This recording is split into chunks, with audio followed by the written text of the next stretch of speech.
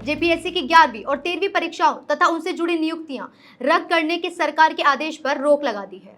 सफल अभ्यर्थियों ने बिना जांच और सुनवाई की नौकरी रद्द करने का विरोध किया था। अब सरकार को 15 दिनों के भीतर अपना जवाब दाखिल करना होगा। नमस्कार, मैं हूं पल्ली और आप देख रहे हैं आपका अपना न्यूज चैनल सत्य सर्वोच्च।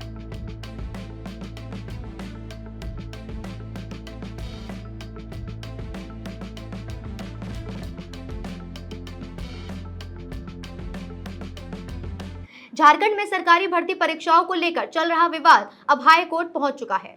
जेपीएससी यानी झारखंड लोक सेवा आयोग की परीक्षाओं और उनसे हुई नियुक्तियों को रद्द करने के राज्य सरकार के फैसले पर झारखंड हाई कोर्ट ने फिलहाल रोक लगा दी है। इस आदेश से उन अभ्यर्थियों को राहत मिली है जिन्होंने परीक्षा पास करने के बाद सरकारी नौकरी हासिल की थी।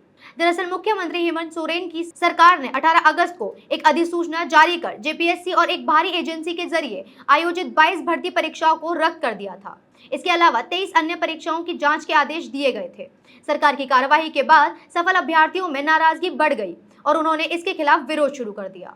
अभ्यर्थियों का सबसे बड़ा सवाल यही है कि अगर भर्ती प्रक्रिया में गड़बड़ी हुई है तो उसकी जिम्मेदारी तय क्यों नहीं की जा रही। उनका कहना है कि अगर किसी खास उम्मीदवार या अधिकारी के खिलाफ सबूत हैं तो उसके खिलाफ कार्रवाई होनी चाहिए, लेकिन बिना जांच के सभी सफल उम्मीदवारों की नौकरी खत्म करना उचित नहीं है।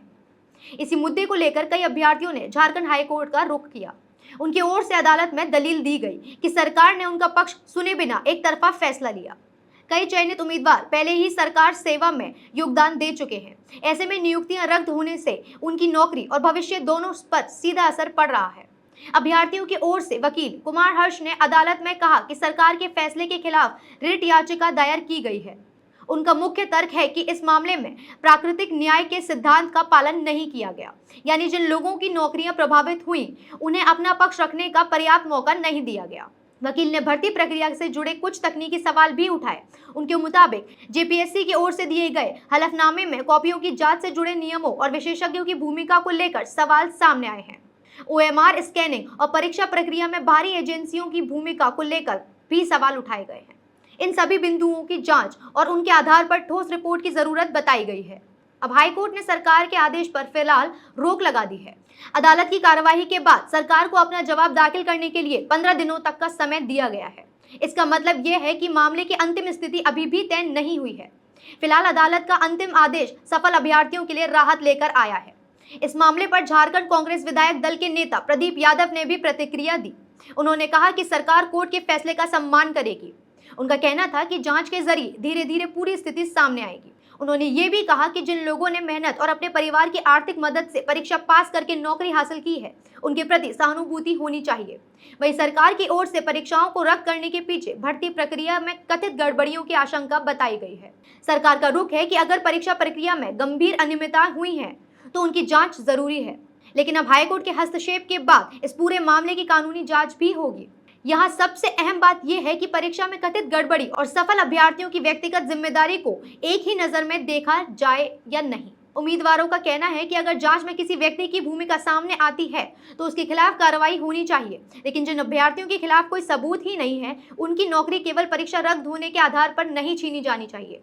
दूसरी तरफ भर्ती परीक्षाओं में पारदर्शिता भी बेहद महत्वपूर्ण है। अगर परीक्षा प्रक्रिया पर गंभीर सवाल उठते हैं तो सरकार और आयोग की जिम्मेदारी है कि निष्पक्ष जांच कराई जाए और दोषियों की पहचान की जाए।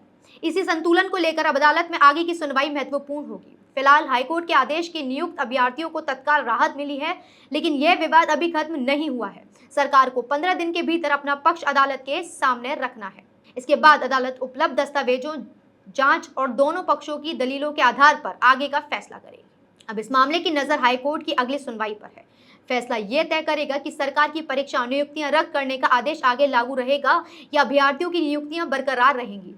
तब तक हजारों उम्मीदवारों का भविष्य अदालत के अगले कदम पर टिका रहेगा। अगर भर्ती परीक्षाओं में गड़बड़ी सामने आती है तो क्या पूरी परीक्षा रद्द करना सही है या सिर्फ दोषी लोगों पर कार्रवाई होनी चाहिए?